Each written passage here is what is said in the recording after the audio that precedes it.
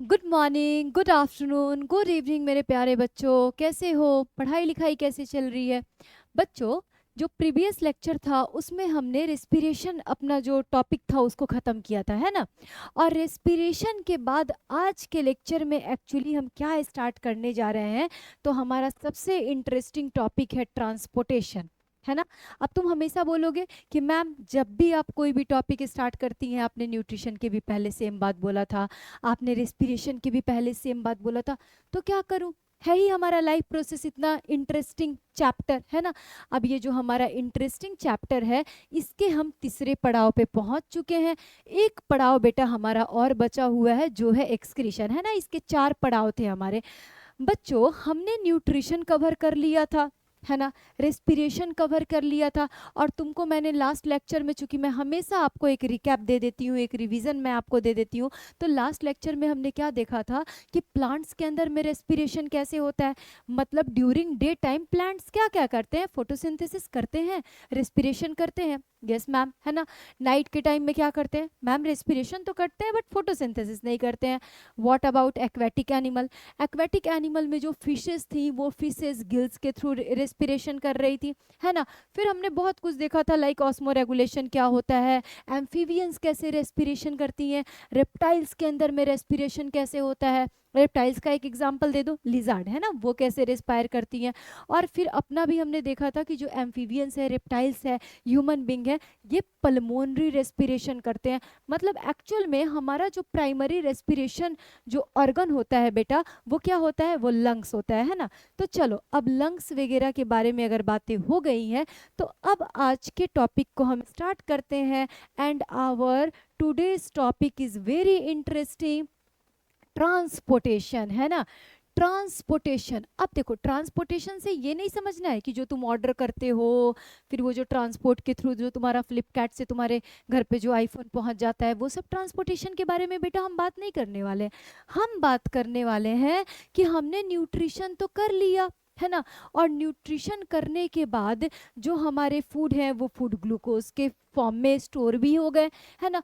फिर उसको हमने तोड़ फोड़ के, जब O2 का प्रेजेंस हुआ, उसको हमने तोड़ फोड़ के उससे एनर्जी भी ले लिया। बट एक्चुअल में ना बच्चों, इनका हमारे बॉडी में कैसे ट्रांसपोर्टेशन होता है ना।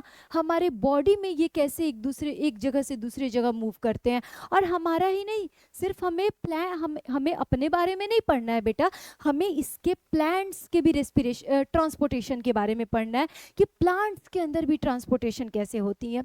तो हमारे अंदर बेटा जो ट्रांसपोर्टेशन होता है, वो ट्रांसपोर्टेशन एक्चुअल में दो जो हमारे सिस्टम्स हैं वो उसमें पार्टिसिपेट करते हैं। एक तो होता है blood circulatory system, and another one is क्या होता है बेटा? Lymphatic system. और आज एक्चुअल में ना हम ब्लड सर्कुलेटरी सिस्टम वाले टॉपिक को कंटिन्यू करने वाले हैं।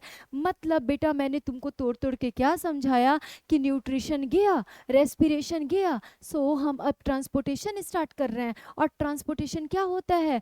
तो जो भी न्यूट्रिएंट्स हैं, जो भी हार्मोन्स हैं, जो भी ब्लड है, उनका हमारे बॉडी में एक जगह से दूसरे जगह जो मूवमेंट होता है, उसको हम ट्रांसपोर्टेशन बोलते हैं। क्या होता है ट्रांसपोर्टेशन?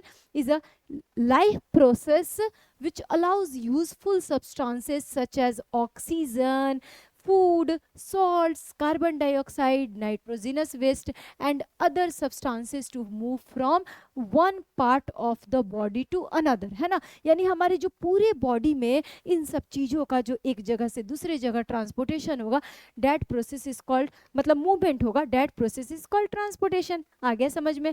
अब ये ट्रांसपोर्टेशन जो है, आपको देखो यहाँ पे इमेजेस में भी दिख रहा होगा, है ना। आपको मैंने क्या बताया था बेटा? जो हमारे दो लंग्स थे, लेफ्ट और राइट, तो उनके बीच में ना थोड़ा सा जगह हमारे रेंट पे हमारा हर्ट भी रहता है ना। और हर्ट के बारे में हम पढ़ने वाले हैं। इसीलिए कभी भी किसी को अपना दिल नहीं देना है, क्योंकि बेचारा हमारा जो दिल है ना, वो ऑलरेडी उसके पास ज़्यादा स्पेस नहीं है ना। वो ऑलरेडी उसका कोई अपना जगह नहीं है, वो ऑलरेडी हमारे दोनों लंग्स के बीच में एक लंग से रेंट लेकर के वहाँ पे रह रहा है ना बेटा। तो देखो, ट्रांसपोर्टेशन जो होता है, इसमें हमारे ब्लड सर्कुलेटरी सिस्टम के बारे में आज हम पढ़ने वाले हैं। और blood circulatory system contain actual blood, ठीक है, इसमें ब्लड।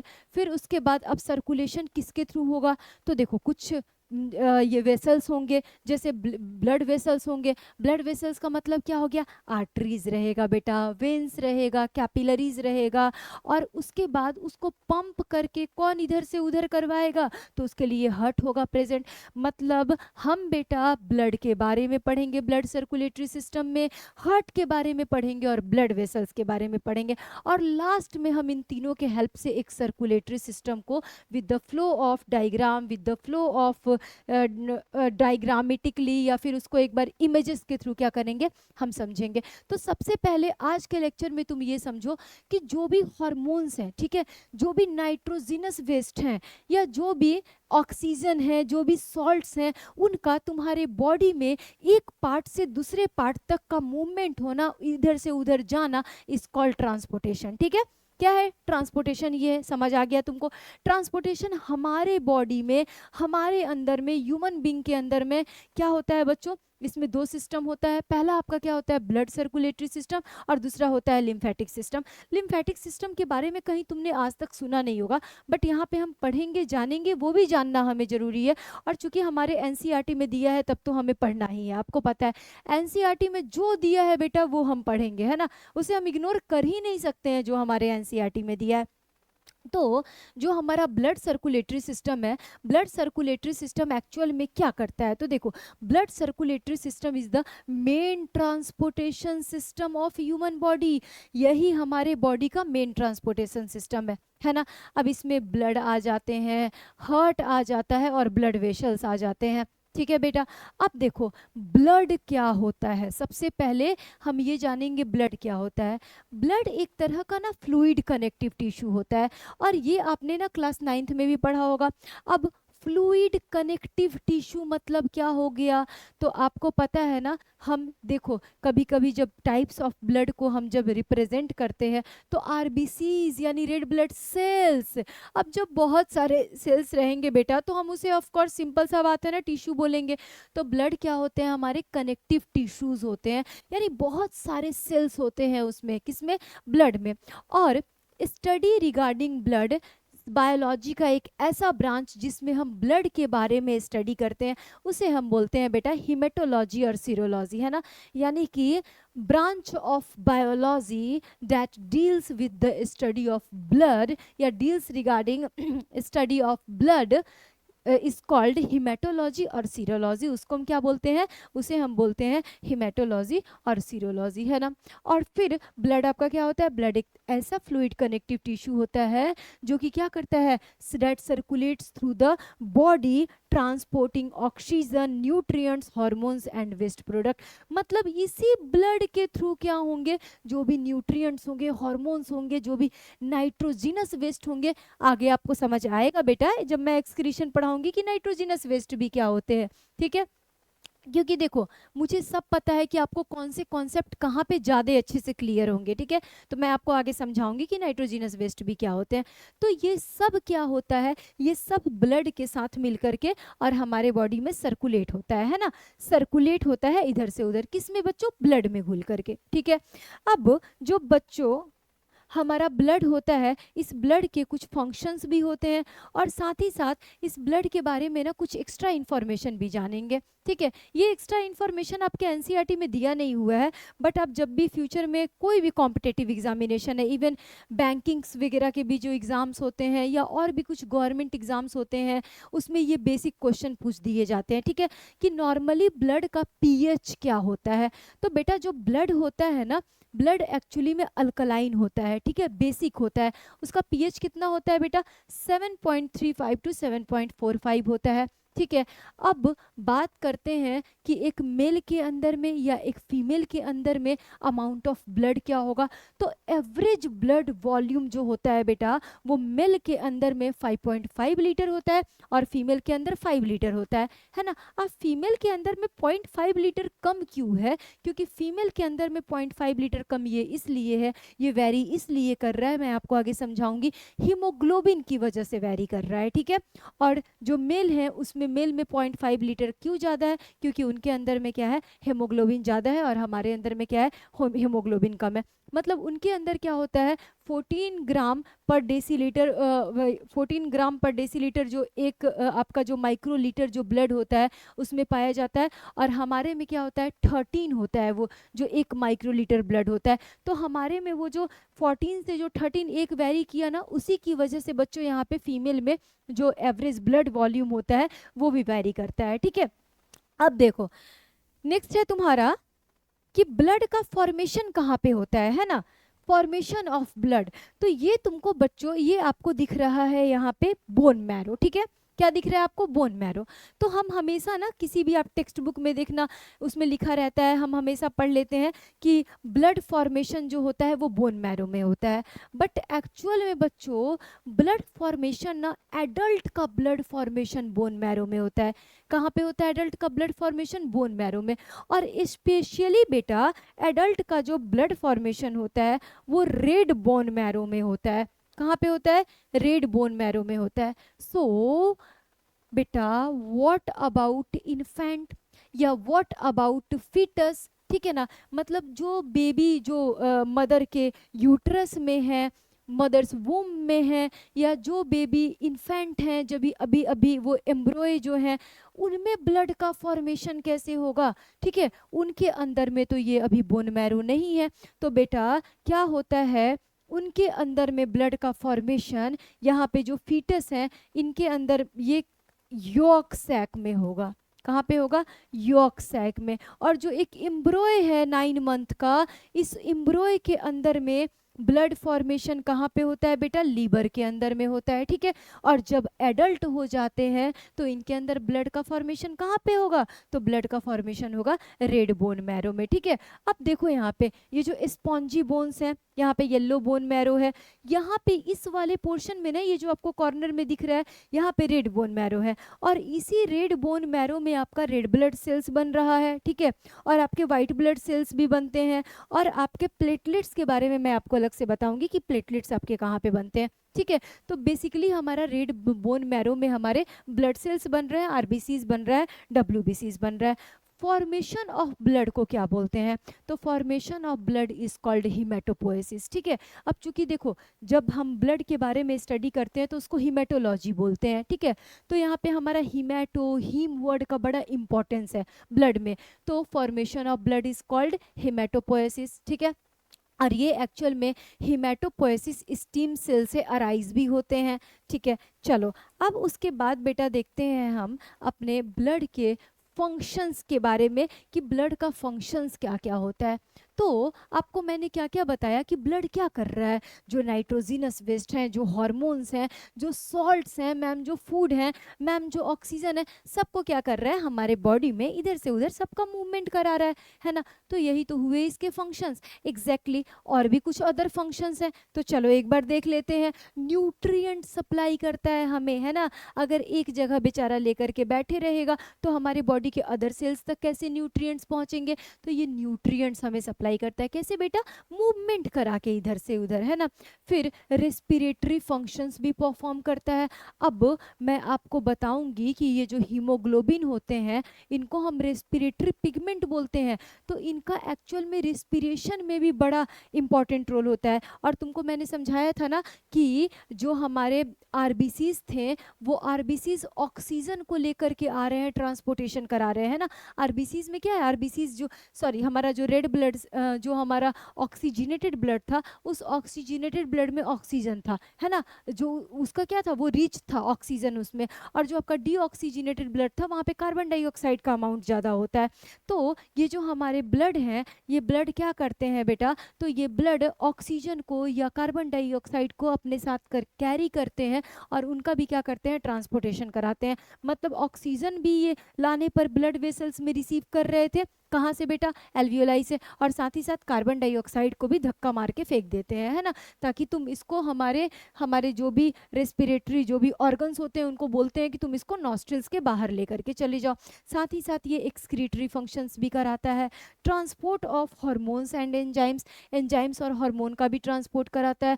और regulation of acid base balance, जो एसिड बेस का जो बैलेंस होता है, जो या फिर होम्योस्टेसिस होता है, या जो टेम्परेचर होता है, ये सब को भी क्या करता है, हमारा ब्लड मेंटेन करता है। और ये सब मैं तुम्हें समझाने वाली हूँ, ये सब हमारे कॉन्सेप्ट्स जो हैं अप्लाई होने वाले हैं, ठीक है। और क्या क्या करता है बेटा, ये डिफेंसिव फंक्शन भी करता है। तो मैं आपको समझाऊंगी कि डिफेंसिव फंक्शंस जो होते हैं ना, वो ब्लड में actual specially white blood cell करते हैं, ठीक है। अब चूंकि जो वाइट ब्लड सेल होते हैं ना, वो बेटा एंटीबॉडी बनाते हैं, और चूंकि वो एंटीबॉडी बनाते हैं तो उनको हम सोल्जर्स ऑफ बॉडी क्या बोलते हैं, कि हमारे वो बॉडी के, हमारे वो डिफेंस सिस्टम के क्या हैं, सोल्जर्स हैं, ठीक है। वो सोल्जर्स की तरह काम कर रहे हैं। तो यानी हमारा ब्लड क्या कर रहा है, डिफेंस मैकेनिज्म में भी अपना रोल प्ले कर रहा है, ठीक है। डिफेंसिव फंक्शन भी कर रहा है। आगे समझ में इसके फंक्शंस।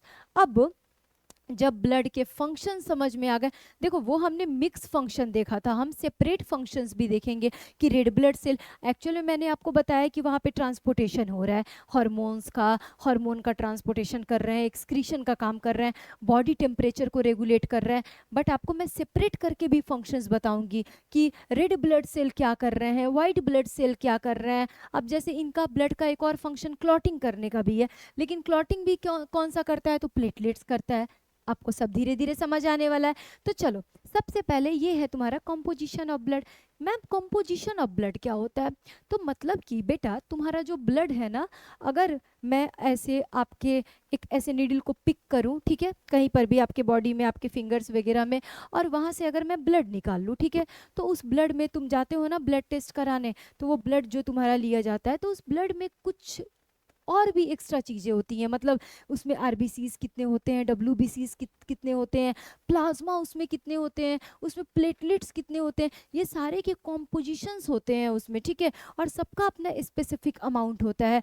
यहाँ पे ये जो तुम्हें ये दिख रहा है, ये एक्चुअल में सेंट्रीफ्यूज ट्यूब है। और ये इस सेंट्रीफ्यूज ट्यूब के ही अंदर हम क्या करते हैं, जब भी आप हायर एजुकेशन आप करोगे, आप मानो बायोटेक्नोलॉजी या माइक्रोबायोलॉजी या ब्लड से रिलेटेड फार्मा वगैरह में जाओगे, या एमबीबीएस कॉलेज में भी जाओगे, तो उस टाइम में आपको जब भी आपका ब्लड ग्रुपिंग टेस्ट होता है, और भी आपके कुछ ब्लड के रिलेटेड कुछ प्रैक्टिकल्स होते हैं, तो आपको वहाँ पे सेंट्रीफ्यूज ट्यूब दिया जाएगा, स्टेरिलाइजेशन आपको करके। और उस सेंट्रीफ्यूज ट्यूब के अंदर क्या करते हैं, हम अपने ब्लड को डाल लेते हैं, और फिर उसको हम एक सेंट्रीफ्यूगल मशीन होता है उसमें उसको डाल के क्या करते हैं, उसको हम प्रॉपर उसको रोटेट करते हैं। फिर रोटेट करने के बाद हम देखते हैं वो कितना सेटल डाउन हो जाता है, ये सब भी हम चेक करते हैं उसको एक आरपीएम पे, ठीक है ना।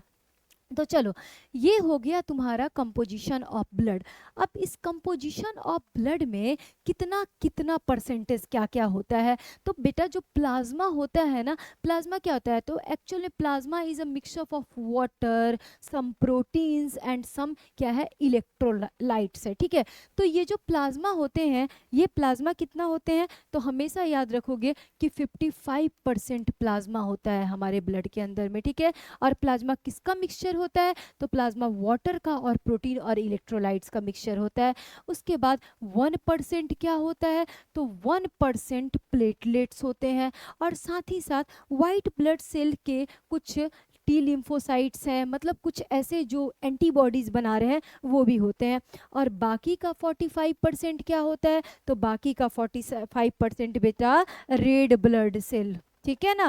क्या होता है, रेड ब्लड सेल। और साथ ही साथ आप यहाँ पे बोल सकते हो डब्ल्यूबीसी भी, ठीक है ना। यानी डब्ल्यूबीसी के कुछ एलिमेंट्स यहाँ भी हैं और डब्ल्यूबीसी के कुछ एलिमेंट्स यहाँ पे भी हैं। तो कोई भी तुमसे पूछेगा कि 55% क्या है, 55% प्लाज्मा है, और बाकी का 1% क्या है, प्लेटलेट्स है, और बाकी का 45% बेटा क्या है, तो 45% आपका रेड ब्लड सेल आपका या वाइट ब्लड सेल है, ठीक है। आ गया समझ में कंपोजिशन ऑफ ब्लड। अब उसके बाद बेटा हमारे जो ब्लड के कंपोजिशन होते हैं वो एक्चुअल में दो टाइप के होते हैं, ठीक है। एक होता है नॉन सेलुलर कंपोजिशन और दूसरा होता है सेलुलर कंपोजिशन। पहला क्या होता है, नॉन सेलुलर कंपोजिशन, और दूसरा क्या होता है, सेलुलर कंपोजिशन। नॉन सेलुलर और सेलुलर कंपोजिशन क्या है, यानी कि जिसमें सेल्स पाए जाएंगे उसको हम सेलुलर कंपोजिशन बोलते हैं, और जिसमें सेल्स नहीं होंगे उनको हम क्या बोलेंगे बेटा, नॉन सेलुलर कंपोजिशन। तो नॉन सेलुलर कंपोजिशन जो होता है ना, वो होता है आपका, ये आपको पेन नहीं दिख रहा होगा ना, नॉन सेलुलर जो आपका कंपोजिशन होता है, नॉन सेलुलर कंपोजिशन होता है आपका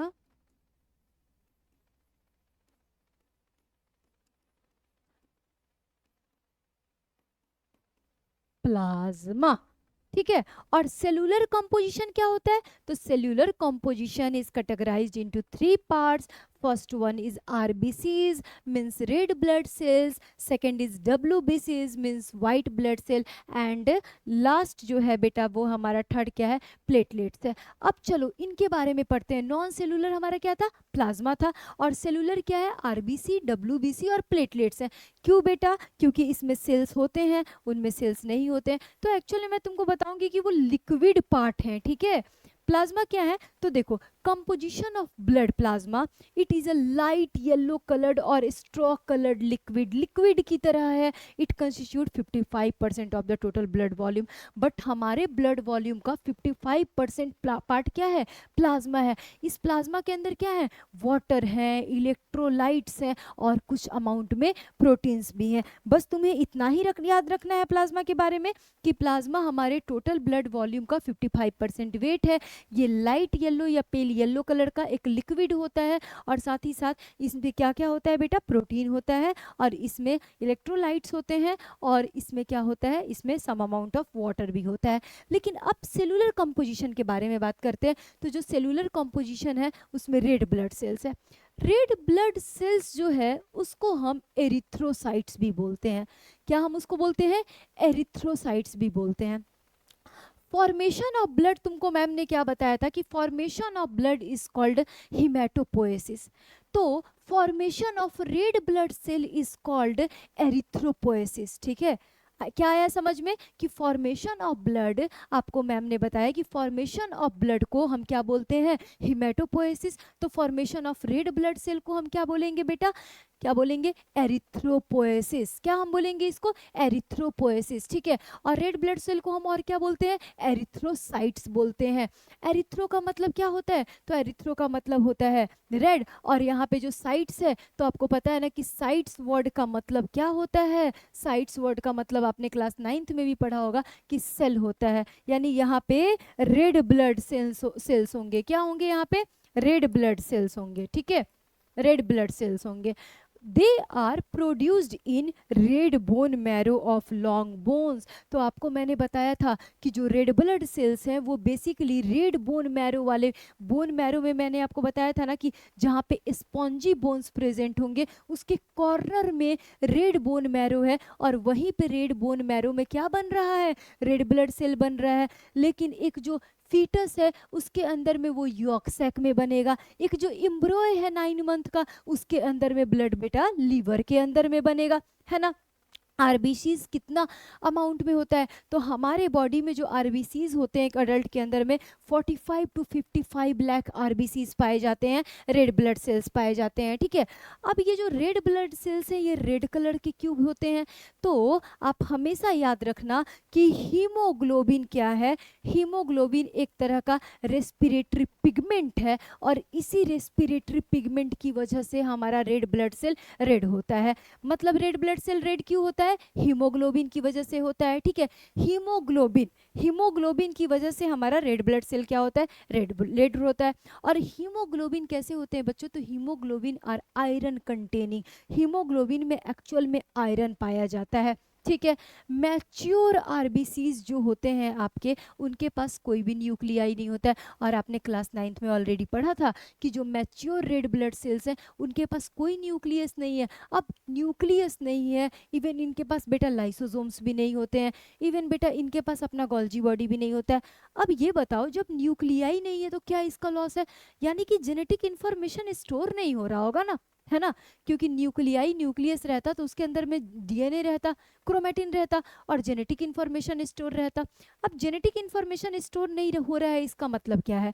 किसको तो 120 दिन बाद मर जाना है। तो नेक्स्ट देखोगे, नेक्स्ट क्या है तुम्हारा? इसको कोरिलेट करके हम पढ़ेंगे, इंटरलिंक्ड करके पढ़ेंगे कि mature RBCs do not have nuclei. अब चूंकि इसके पास न्यूक्लियाई है ही नहीं, क्योंकि इसको बेटा क्या है? इसको 120 दिन में मर जाना है। यानी कि life span of RBCs is 120 days. आ गया समझ में? अब देखो, ये जब 120 डेज में मर जा रहा है ना, तो तुमने क्लास 9th में भी पढ़ा होगा कि आरबीसीज के पास अपना ना लाइसोसोम्स नहीं होता है। जब इनके पास लाइसोसोम्स नहीं होता है जब ये मर जाते हैं तो ये जाते कहाँ हैं? तो बेटा हम ग्रेवयार्ड ऑफ आरबीसी स्प्लीन को बोलते हैं। स्प्लीन भी हमारे बॉडी में प्रेजेंट होता है।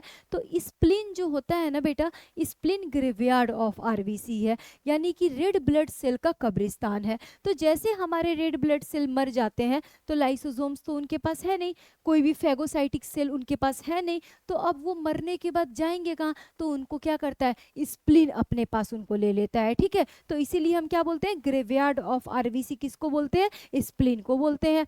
RBCs are made up of iron containing respiratory pigment called haemoglobin. तुमको मैम ने समझा दिया। अब इसका मेन फंक्शन क्या होता है? तो देखो हीमोग्लोबिन क्या करता है? Transport oxygen from the lungs to tissue, lungs से टिश्यू तक क्या करता है? ऑक्सीजन को ट्रांसपोर्ट करता है। और तभी हम इसको क्या बोलते हैं? तो तभी हम इस हीमोग्लोबिन को बोलते हैं रेस्पिरेटरी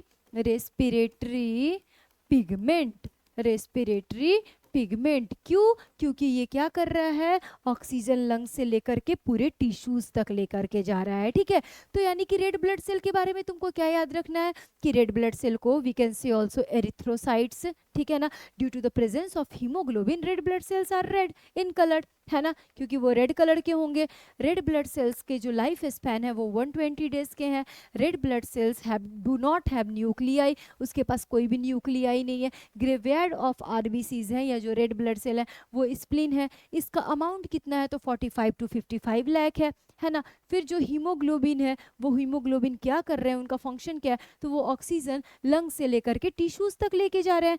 अब उसके बाद बेटा व्हाइट ब्लड सेल क्या करेगा, है ना, व्हाइट ब्लड सेल क्या करेगा? तो रेड ब्लड सेल का सिंपल सा काम क्या है कि ये जो आरबीसीज हैं ये क्या कर रहे हैं? हीमोग्लोबिन अपने साथ क्या कर रहा है? ऑक्सीजन को लेकर के और इधर से उधर ट्रांसपोर्टेशन कराने का काम कर रहा है, इधर से उधर क्या कर रहा है? मूवमेंट कर रहा है। अब व्हाइट ब्लड सेल का ये सब काम नहीं है, इसका कोई लेना देना नहीं है, क्योंकि इसका अपना अलग ही काम फिक्स है। व्हाइट ब्लड सेल एक्चुअल में हमारे बॉडी का डिफेंस मैकेनिज्म देखता है। White blood cell is also known as soldiers of our body. ठीक है, हमारे बॉडी का ये सोल्जर हमारे बॉडी के लिए सोल्जर की तरह काम कर रहा है ना। जैसे हमारे देश में है ना जो आर्मी है या फिर जो नेवी में है, जो एयरफोर्स में है, तो वैसे ही हमारे बॉडी का आर्मी, एयरफोर्स, नेवी, हमारे बॉडी का सोल्जर कौन है बेटा? वाइट ब्लड सेल है। तो चलो देखो, डब्ल्यूबीसीज और वाइट ब्लड सेल को हम सबसे पहले तो ल्यूकोसाइट्स बोलते हैं, है ना। जैसे हम आरबीसी को क्या बोलते हैं? एरिथ्रोसाइट्स। वैसे ही हम डब्ल्यूबीसी को क्या बोलेंगे बेटा? ल्यूकोसाइट्स बोलेंगे। First point clear? Yes ma'am. आगे देखते हैं, आरबीसीज के पास अपना न्यूक्लियाई प्रेजेंट होता है, न्यूक्लियस प्रेजेंट होता है। क्यों बेटा, क्यों होता है? क्योंकि देखो इसको तो जेनेटिक इंफॉर्मेशन स्टोर करके रखना है ना। क्यों करके रखना है? अब सपोज समझो ना कि हमें कोई भी बीमारी फर्स्ट टाइम हुआ, ठीक है, सपोज मानो पहली बार टाइफाइड हुआ, या सपोज मानो पहली बार जब हमें ये हुआ, डेंगू हुआ, तो हमारे बॉडी में तो एंटीबॉडीज वाइट ब्लड सेल ने बना दिया ना। तो जब ये एंटीबॉडीज इन्होंने बना दिया तो जेनेटिक इन्फॉर्मेशन तो हमारे सेल के पास, हमारे डीएनए के पास होने चाहिए ना, ताकि जब नेक्स्ट टाइम हमें वो बीमारी से फाइट करने का मौका मिले तो हमारे बॉडी में ऑटोमेटिकली वो एंटीबॉडी बना हो और हमें उस बीमारी से लड़ने में हम बहुत जल्दी उस बीमारी से फाइट कर ले, है ना। तो देखो ये इरेगुलर होते हैं, और आपको मैंने क्लास 9 को बताया था। देखो ये एक्चुअल में इरेगुलर होते हैं ना, इसीलिए व्हाइट ब्लड सेल को, या तुमने पढ़ा होगा क्लास 9 में कि हम इनको बोलते हैं एमोवाइड शेप होता है इनका। क्या होता है? अमीबा की तरह एमोवाइड शेप होता है। किसका? व्हाइट ब्लड सेल का। ये क्या होते हैं बेटा? बिल्कुल कलरलेस होते हैं, व्हाइट होते हैं, लार्जर देन आरबीसीज, आरबीसीज के कंपैरिजन में लार्ज होते हैं। They have a large and lobed nucleus, और इनके पास लार्ज न्यूक्लियस भी होता है, बट उनके पास अपना कोई भी न्यूक्लियस नहीं होता है। डब्ल्यूबीसीज कहाँ पे बनते हैं बेटा? बोन मैरो में बनते हैं, साथ ही साथ ये लिम्फ ग्लैंड और स्प्लीन में भी बनते हैं, ठीक है ना। ग्रेवयार्ड ऑफ आरबीसी स्प्लीन है, याद रखना, लेकिन स्प्लीन में व्हाइट ब्लड सेल भी बन रहा है। डब्ल्यूबीसी का बेटा अमाउंट कितना है? तो 10 to 11,000 एडल्ट में पाए जाते हैं, और ये डब्ल्यूबीसीज मेनली क्या करते हैं? इम्यूनिटी प्रोवाइड करते हैं। तो देखो जो व्हाइट ब्लड सेल है ना बेटा, ये व्हाइट ब्लड सेल एक्चुअल में दो टाइप के होते हैं, ग्रेनुलोसाइट्स और ए ग्रेनुलोसाइट्स, ठीक है। तो जो ए ग्रेनुलोसाइट्स है इसके 3 टाइप होते हैं, न्यूट्रोफिल, एसिनोफिल, बेसोफिल। अभी इसको इग्नोर करो।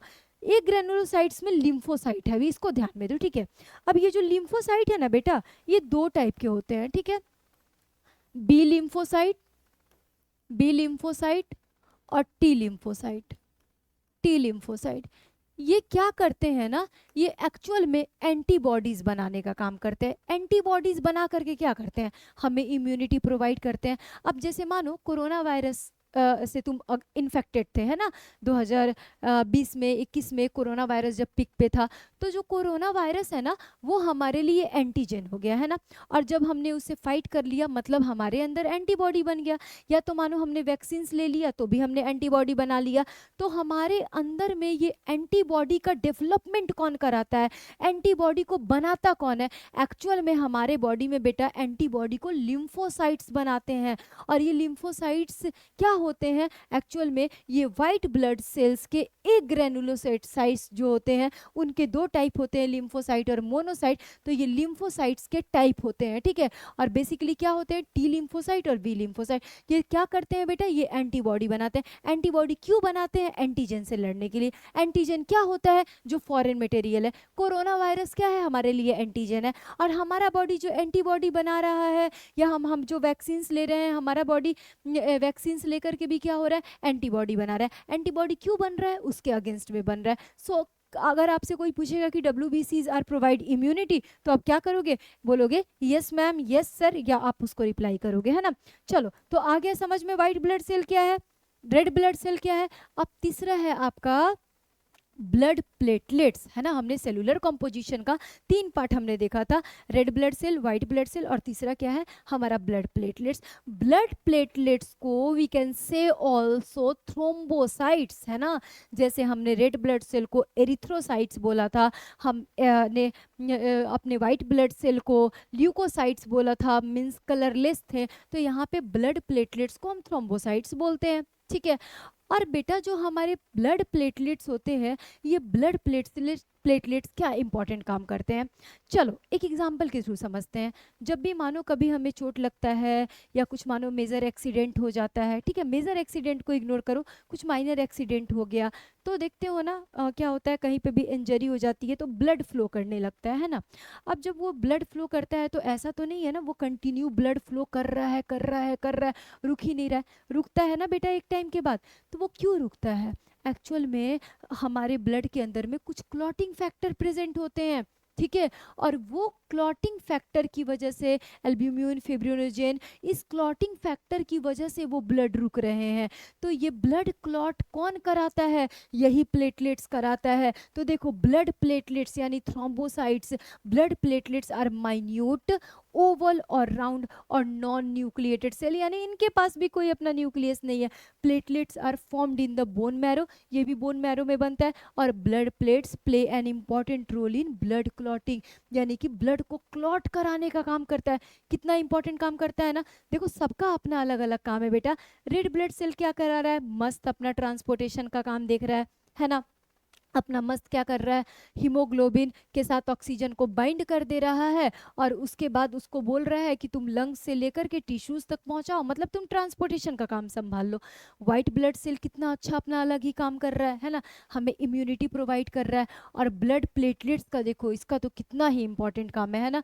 अगर ये ब्लड प्लेटलेट्स नहीं होते, अगर इनके अंदर में अगर क्लॉटिंग फैक्टर नहीं होते, तो कभी कुछ भी होता हमें तो हमारा कंटिन्यू ब्लड फ्लो करते जाता है ना, कंटिन्यू हमारे ब्लड फ्लो होते। बट हमारे ब्लड क्लॉट कर जाते हैं ना बेटा, तो वो क्यों क्लॉट कर जाते हैं, because of the presence of blood platelets की वजह से क्लॉट कर जाते हैं। तो आ गया आपको समझ में, चलो। तो यानी कि हमने आज के लेक्चर में बेसिकली बस क्या देखा, ब्लड सर्कुलेटरी सिस्टम के ब्लड के टाइप कितने होते हैं, है ना, ब्लड का कॉम्पोजिशन क्या क्या है। तो ब्लड का कॉम्पोजिशन 55% प्लाज्मा था। प्लाज्मा कैसा होता है, येलो लिक्विड पार्ट होता है। और प्लाज्मा के अंदर में क्या क्या होता है, प्रोटीन होता है, इलेक्ट्रोलाइट्स होते हैं, और some amount of water present होते हैं। फिर उसके बाद 1% हमारा प्लेटलेट्स था, और बाकी के हमारे 45 to 46% क्या है, RBCs और WBCs प्रेजेंट रहते हैं, मतलब रेड ब्लड सेल और WBC white blood cell. Red blood cell के बारे में फिर हमने पढ़ा, WBC के बारे में हमने पढ़ा, व्हाइट ब्लड सेल, और उसके बाद लास्ट में हमने ब्लड प्लेटलेट्स के बारे में पढ़ा। नेक्स्ट डे मैं तुमको क्या करवाऊंगी, तो इस ब्लड सर्कुलेटरी सिस्टम के बारे में मैंने तुमको बताया कि ये 3 पार्ट में हमें पढ़ना है। एक तो ब्लड वाला पार्ट पढ़ना था, दूसरा ब्लड वेसल वाला पार्ट पढ़ना था, और तीसरा हमें क्या पढ़ना है, हार्ट के बारे में पढ़ना है। तो जब तुम ब्लड और ब्लड वेसल्स पढ़ लोगे ना, तभी तुम्हें जब मैं पूरा सर्कुलेटरी सिस्टम समझाऊंगी समझाऊंगी, डबल सर्कुलेटरी सिस्टम समझाऊंगी, तभी समझ आएगा। तो चलो अब इससे रिलेटेड हम अपने कुछ क्वेश्चंस लगा लेते हैं। The formation of blood cell is called, formation जो ब्लड सेल का होता है उसको क्या बोलते हैं, तो उसको बोलते हैं हम बेटा हेमेटोलॉजी। ठीक है, नेक्स्ट क्वेश्चन क्या है, in adults blood cells are primarily formed in, ठीक है ध्यान रखना एडल्ट है, एम्ब्रॉय नहीं है, फीटस नहीं है, तो एडल्ट के अंदर में कहाँ बेटा बनेगा, तो एडल्ट के अंदर बनेगा, आप बोलोगे red bone marrow, correct. Next है haemoglobin is mainly found in, haemoglobin बेटा कहाँ पे आपको पता है ना, तो हीमोग्लोबिन होता है रेड ब्लड सेल के अंदर में। ठीक है, हीमोग्लोबिन में हीम पाया जाता है, और हीमोग्लोबिन जो होता है वो आयरन कंटेनिंग मॉलिक्यूल होते हैं। हीमोग्लोबिन की एफिनिटी जो होती है ना बेटा, एफिनिटी मतलब वो बाइंड करते हैं, तो वो बेटर बाइंड करते हैं अगर मानो O2 और CO2 दोनों है, ठीक है, तो वो O2 के साथ बाइंड करेंगे, किसके साथ बाइंड करेंगे, O2 के साथ बाइंड करेंगे, मतलब उनको ना ऑक्सीजन से ज़्यादा प्यार है। लेकिन अगर वहाँ पे कार्बन मोनोऑक्साइड बेटा अवेलेबल है तो वो O2 को भूल जाएंगे, ठीक है, तो उनको कार्बन मोनोऑक्साइड के साथ क्या करेंगे, कार्बन मोनोऑक्साइड के साथ अपनी वो एफिनिटी यानी वो उसके साथ बाइंड करेंगे। ठीक है, तो बेटर एफिनिटी किसके साथ है, O2 के साथ, but in the absence of carbon monoxide, अगर कार्बन मोनोऑक्साइड प्रेजेंट है तो बेटर उसके साथ वो घूमने निकल जाएगा। ठीक है, हीमोग्लोबिन कैरीज, हीमोग्लोबिन इसमें से क्या कैरी करेगा, तो यहाँ पे तो सिंपल सा है ऑक्सीजन, ऑक्सीजन को कैरी करेगा। ठीक है, नेक्स्ट क्या है, which of the following is the most abundant type of WBC, यानी वाइट ब्लड सेल के जो जितने भी हमारे टाइप्स थे उसमें से सबसे ज़्यादा कौन सा पाया जाता है बेटा, सबसे ज़्यादा न्यूट्रोफिल्स होता है, मोस्ट अबेंडेंट। ठीक है ना, नेक्स्ट है platelets are responsible for, platelets किसके लिए रिस्पॉन्सिबल होता है, बिल्कुल ईजी क्वेश्चन है ना, प्लेटलेट्स रिस्पॉन्सिबल होता है ब्लड क्लॉटिंग के लिए। नेक्स्ट है haematopoiesis is the in the foetus first begins in the, ठीक है, यानी कि क्वेश्चन देखो क्या पूछ रहा है, haematopoiesis, what is haematopoiesis, formation of blood, so formation of blood in the foetus, foetus के अंदर में बिगिंस इन द, कहाँ पे, तो बेटा जो फीटस है ना उस फीटस के अंदर में तो बनेगा सिंपल सा यॉर्क सैक में, कहाँ पे बनेगा, यॉर्क सैक में। ठीक है, और एम्ब्रॉय के अंदर कहाँ बनेगा बता दो, लीवर में, very good. The iron containing pigment in haemoglobin is called, ठीक है, आयरन कंटेनिंग क्या है इसके अंदर में, हीम है, आपको मैंने जस्ट ही बताया था, है ना। नेक्स्ट क्वेश्चन क्या है, विच WBC टाइप प्रोड्यूसेस एंटीबॉडी, बता दो जल्दी से, एंटीबॉडी कौन सा बनाएगा, तो एंटीबॉडी आपको मैंने बताया था बेसिकली लिम्फोसाइट्स बनाएंगे, और लिम्फोसाइट्स में भी कौन सा, बी लिम्फोसाइट बनाएगा, so our C option is correct in this questions, है ना, आ रहा है समझ में। नेक्स्ट है a low platelets counts can result in, यानी कि अगर लो प्लेटलेट्स हुआ, अब देखो लो प्लेटलेट्स का मतलब क्या हुआ, क्लॉटिंग रिलेटेड कोई डिसऑर्डर्स आएंगे, तो देखो यहाँ पे क्या है, एनीमिया, बिल्कुल नहीं बेटा, इसका मतलब होता है कि जब थोड़ी ब्लड की कमी हो जाती है ना, ल्यूकेमिया भी नहीं होगा, एग्जैक्टली क्या होगा यहाँ पे, हमारा करेक्ट ऑप्शन हो जाएगा क्लॉटिंग डिसऑर्डर, बिकॉज आपको पता है ना blood platelets are important role playing in blood clotting, है ना। नेक्स्ट क्वेश्चन है हमारा, चलो आज के लिए इतना ही क्वेश्चंस है, तो आज के लिए हम इतना ही पे स्टॉप करते हैं बेटा। नेक्स्ट लेक्चर में हम आपको ब्लड वेसल्स वाले पोर्शंस के साथ मिलने वाले हैं, और अब आपका काम क्या है, तो ये लेक्चर को आपने अगर अच्छे से देख लिया है तो आप अपने नोट्स को अपडेट कर लोगे, अगर आपने नहीं देखा है तो आपको देखना है, आपको लेक्चर कभी भी स्पीड पे नहीं देखना है, अगर आप स्पीड पर देखते हो तो फिर कुछ लैग की वजह से आपको बहुत सारी बातें नहीं समझ आती हैं। तो नेक्स्ट डे हम मिलते हैं बच्चों ब्लड वेसल्स वाले पोर्शन के साथ, और फिर ब्लड वेसल्स जब हम कंटिन्यू करेंगे तो हार्ट के बारे में देखेंगे, उसके चैम्बर्स के बारे में देखेंगे, मतलब पूरे उसके एनाटॉमी को देखेंगे, और उसके बाद हम सारे अपने इस कॉन्सेप्ट को मिक्स करके सर्कुलेटरी सिस्टम को पढ़ेंगे। ठीक है, थैंक यू सो मच।